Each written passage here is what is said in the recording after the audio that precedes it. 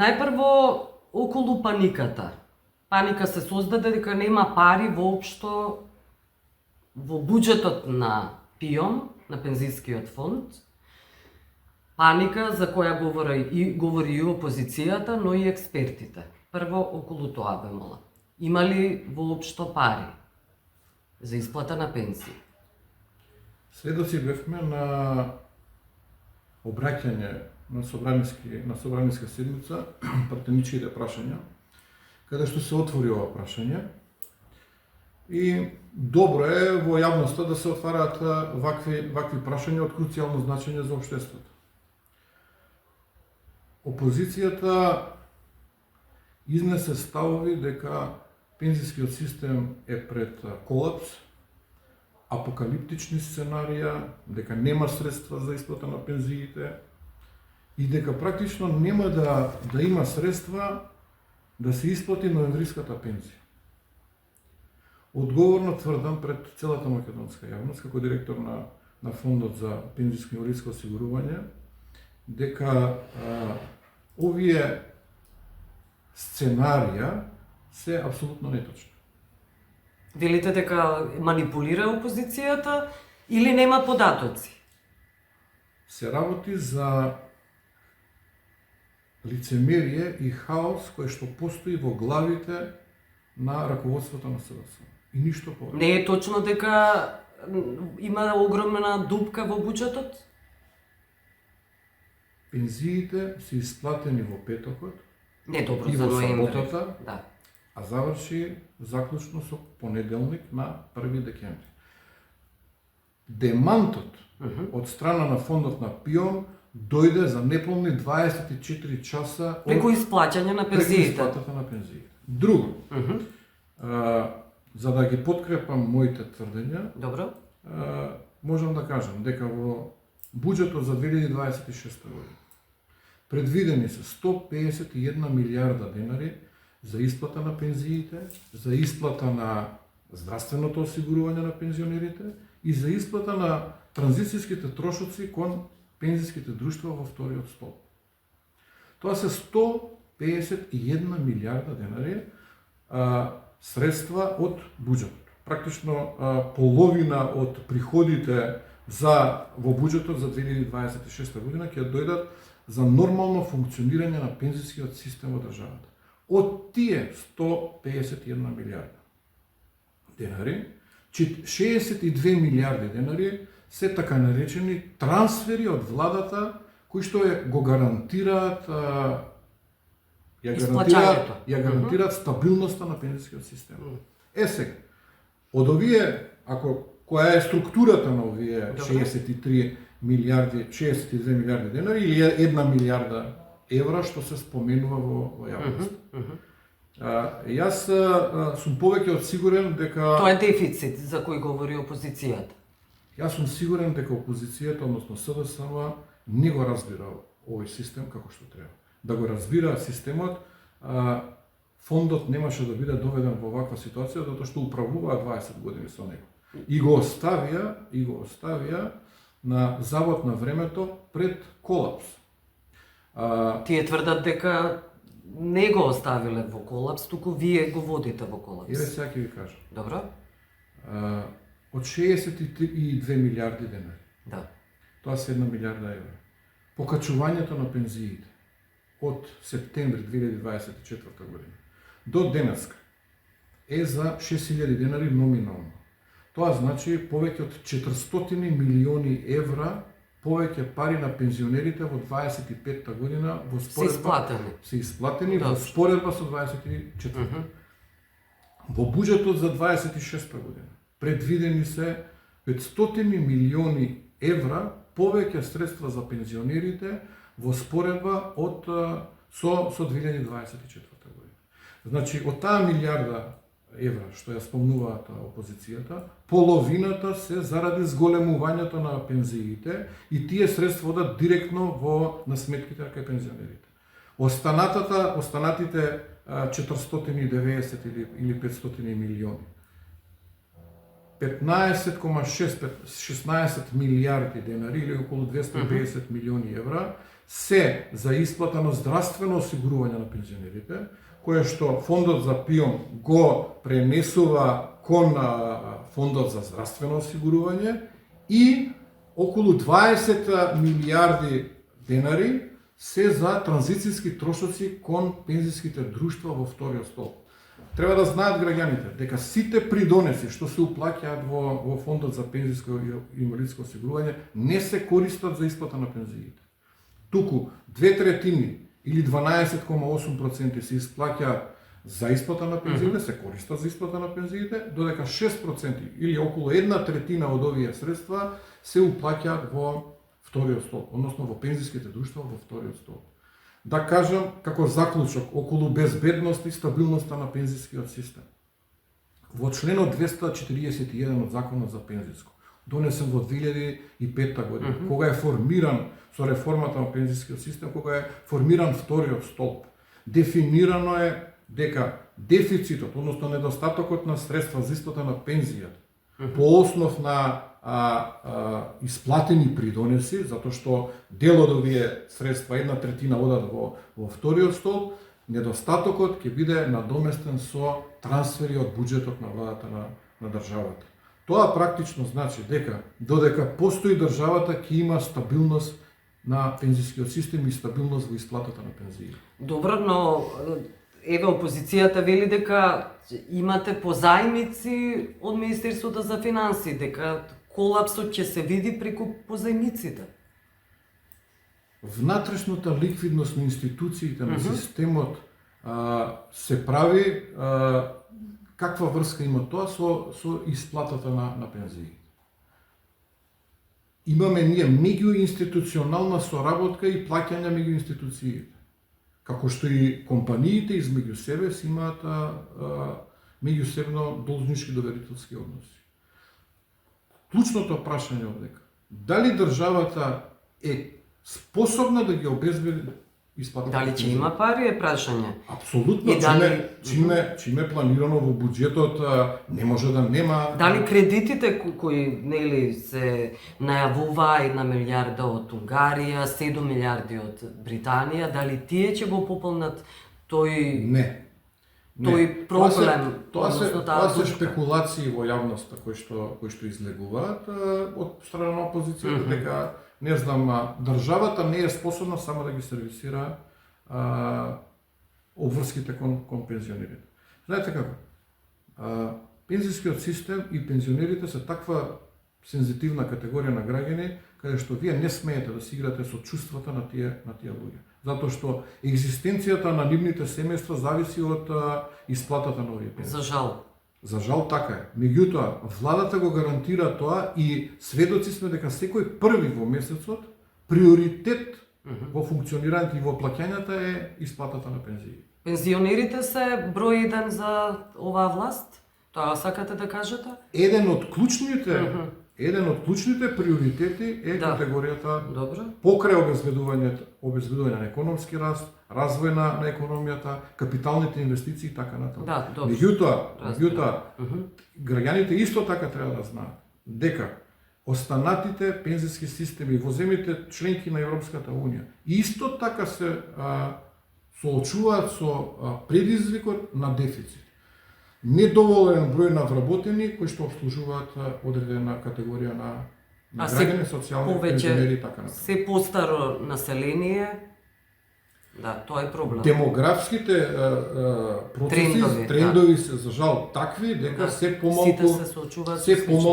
помалку имаме луѓе кои што придонесуваат со својата работа, со своите придонеси во пензиските фондови. Освен пензиските фондови во скандинавските земји, пензискиот фонд на Канада, каде што тие се инвестициски фондови и тие располагаат со многу големи средства, затоа што имаат средства од државните компании, нафтени компании и така натаму, да може да инвестираат и да ги оплодуваат своите средства. Добро, и на крај, пошто ништо минута две не останува околу линарното давање на пензиите. Тоа власта цело време вели дека ќе биде укинато, односно е укинато од страна на Уставниот суд. Не. Значи, во Уставниот суд има покренато две иницијативи. Да.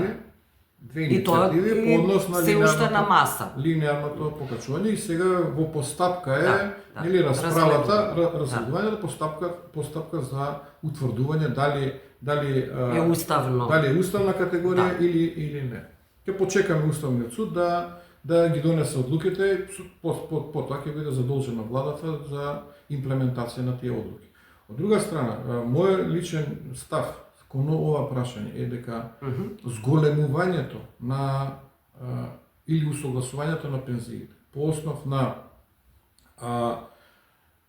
елиминирање или на животните трошоци во зголемувањето на животните трошоци во државата и зголемувањето на просечната плата е праведно и правилно, исправно, затоа што сите пензионери, имаме, сега сведоци сме на јавна расправа каде што граѓаните се вклучени за ова битно прашање во општеството и има различни аргументации. Мојата аргументација е следна. Сите разлики околу тоа кој колку уплаќал во фондот во вид на придонеси за пензиско осигурување завршуваат со денот на изготвување на решението за пензија. Тука се гледа по методологијата, таа што е законската методологија. А не покачувањата сакате да кажете, да не се гледа на покачувањето. Покачувањата значи дека државата интервенира за да го зголеми животниот стандард на пензионерите. Да, на сите, да биде праведно. Еве ќе ве прашам, ова зголемување на пензионерите, од каде се прави? Зголемувањето се прави од буџетот на државата. Кој го полни буџетот? Буџетот го полниме сите ние како даночни обврзници, осигуреници во државата. Нема никаква врска аргументацијата тоа кој осигуреник или пензионер колку средства уплаќал тој ги добива, ве разбирам. По основ на тој ја добива таа фиксна пензија, а останатото државата интервенира за да се намалат овие, се грижи за стандардот на сите граѓани. Шокот ценовен, сите еднакво да ги погоди сите еднакво, односно сите да бидат заштитени со еднаква сума. И тоа е праведно. И втората иницијатива, еве и тоа за граѓаните да биде јасно. Втората иницијатива во Уставниот суд е за укинување на одредбата да македонски граѓани кои што оствариле право на пензија во Македонија, а пензиите ги примаат во странски банки, да можат и они да го добијат ова усогласување или покачување. Аргументите се дека тие кои што живеат во странство не ги чувствуваат ценовните шокови од Македонија. Значи за нив не важи зголемување, така? Сегашното решение е дека за нив не важи зголемувањето. Иницијативата е дека тоа е неуставно. Нека одлучи Уставниот суд, ќе видиме како ќе бидат одлуките. Благодарам, на крај сме. Ви благодарам на поканата.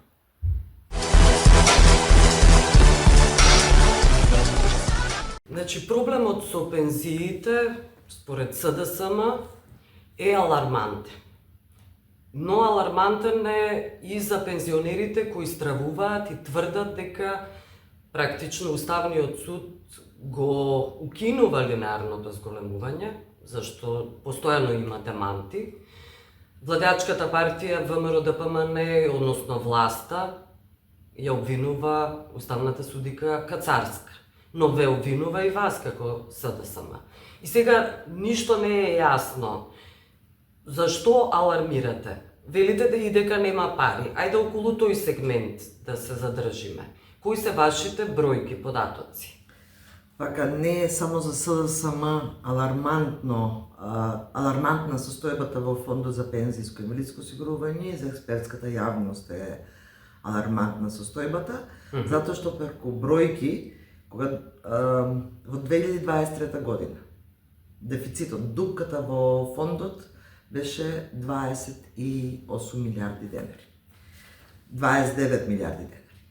Кога дојде ВМРО на власт, со првиот ребаланс, што го направија на буџетот, скокна на 38 милиарди денари. Во 2025 година со буџетот, во тековниот буџет, таа дупка е 50 милиарди денари, не стига за исплата на пензиите во текот на цела година, затоа што исплатата на пензиите сега во декември се направи со позајмица од Министерство за финансии кон фондот за ПИОН од 7,5 милиарди денари, значи дупката скокнала на 57 милиарди денари. За 2026 во буџетот, предлог буџетот кој што ја помина собранијската седница, сега годи на пленарна расправа, дефицитот е 62 милиарди денари. 1 милиарда евра имаме дефицит. Тоа значи дека фондот сам не може да ги сервисира исплатата на пензиите доколку од централниот буџет не се префрли 62 милиарди денари, односно 1 милиарда евра на сметката на фондот. И ова значи дека нас дефицитот во проценти ние го намаливме кога си отидовме од власта на 32,5%. Кога дојдовме 2017 година на власт беше 48%. Од 32, 2,5 дефицит. Сега е над 50 и ќе расте во 2026 година, затоа што имаме ново усогласување во март, значи многу повеќе пари ќе бидат потребни за исплата на пензиите. И од тој аспект зборуваме дека состојбата во фондот е алармантна, не да ги исплашиме пензионерите дека нема да има пензии. Пензии секогаш мора државата да обезбеди. Меѓутоа, одржливост на фондот на среднорочно или долгорочно е доведена во опасност. Од друга страна, ние имаме постојано намалување на бројот на работниците. А зголемување на пензионери. И со бројки, ќе ви кажам. Во 2024 година, декември, во однос на 2023 декември, имаме помалку осигуреници кои што плаќаат придонеси 17.000. Во истиот период имаме зголемување за 8.000 нови пензионери. Значи, приходите, пошто сите знаеме, од каде доаѓаат приходите на фондот, тоа доаѓаат од уплатите на придонесите, се намалуваат, а се зголемуваат расходите кон исплата на пензии. Дополнително, состојбата во фондот е алармантниот аспект на онаа што е оврска на фондот да го плаќа кон вториот столб, кон приватните пензиски друштва. Може да пропадне вториот столб ако не се плаќа? Нема да пропадне затоа што со законот сето тоа регулирано, но оние осигуреници кои што се во вториот столб ќе имаат помали пензии кои ќе дојдат наред да одат во пензија. Неуплатата на времено во вториот столб значи помалку пари за овие осигуреници. Знаат ли идните пензионери точно во кој столб се плаќа? Сите добиваат на еднаш годишно од пензијските друштва писма на домашна адреса, сите осигуреници што се во вториот столб, со колку уплати имат, колку имат камата на сето тоа, значи си имаат преглед. Ги имаат доколку ги информации гледат, ги имат. Можат во секој момент да се јават во тоа пензиско друштво во кое што е член тој вработен работник и да си ги добие информациите како му се оплодуваат тие пари, колку пари има. Меѓутоа државата, фондот за пензиско, има оврска 6% од оплатените придонеси да исплаќа кон вторите пензиски друштва. Тоа во моментот за доцнува, фондот само на таа ставка за исплата кон пензијските друштва и кон фондот за здравствено осигурување има долг од 10 милиарди денари. Тоа не се малку пари, а најновата информација е дека во приходите на фондот за пензиско до крајот на 2025 година ќе бидат намалени за 4 милиарди денари. Добро, дали Министерството за финансии кажа транспарентно дека има позајмица заради тоа што нема пари во ПИОН? Не се уште не, меѓутоа Од каде ви се тие информации дека станува збор за позајмица? Јас сум долги години, 24 години сум во Министерство за труд и социјална политика, Да. така да сега Министерство за социјална политика, демографија и млади, така да и сум била и државен секретар и министерка, ги имам луѓето од кои што можам да добием информации кои што не се тајна. Тоа се секој може да добие информација од јавен карактер за сите овие прашања. У Министерството за финансии јавно министерката не излегла да соопшти дека станува збор за позајмица. Очекуваме или одлука на влада или ребаланс, кај што ќе се види. Ќе се види, не може да се скрие? Апсолутно не може да се скрие. Овие 7,5 милиарди мора да бидат префрлени, дали сите ќе видиме, да бидат префрлени на фондот за да може да ги врати фондот после во централниот буџет. Се случувало во минатото да имаме позајмица, никогаш не се случувало да има позајмица од 7,5 милиарди. И затоа велиме дека состојбата е алармантна. А оние случувања во Уставниот суд, навредите кон една судика, Уставниот суд со мнозинство донеле одлука иницијативата да се прифати. Не само со еден глас на судиката. Судиката била известител по тој предмет. Да се разгледува иницијативата. Да се разгледува. Уште не е донесена одлука, ќе ја видиме. Добро, во извештаите на Европската комисија токму е тоа апострофирано. Мешањето на законодавната и извршната власт со имења и презимења. Апсолутно. Мислам, и ова е дополнително. Јасно е за кога станува дека ниту владата, ниту било кој друг треба да се меша во одлуките на Уставниот суд. Тие одлуки треба да се почитуваат. Ќе ја видиме одлуката каква е. Од една страна, тоа може да е притисок врз судиите да донесат некоја неуставна одлука. Дали линеарното е исправно или не, ќе каже Уставниот суд. Дали можеше да се помогне на најранливите пензионери, а да се чува стабилен пензискиот систем? Можеше. Затоа е системот на социјална заштита. Тие што имаат високи примања мора да разберат дека треба да се жртвуваат ако сакаат да видува социјална држава. Правата од пензиско не се социјална категорија. Правата од пензиско се економска категорија. Не, добро, но да разберат зошто би требало, например, да се зголемат пензиите на оние што се најранливи. Треба да се зголемат пензиите, меѓутоа не да се наштети на сегашните нивните пензионери.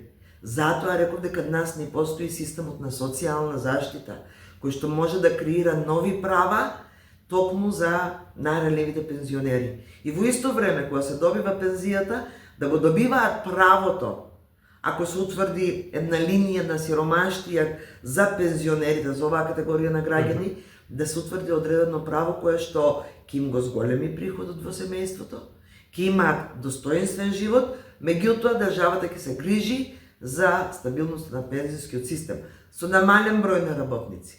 А сведоци сме дека странските инвестиции заминуваат.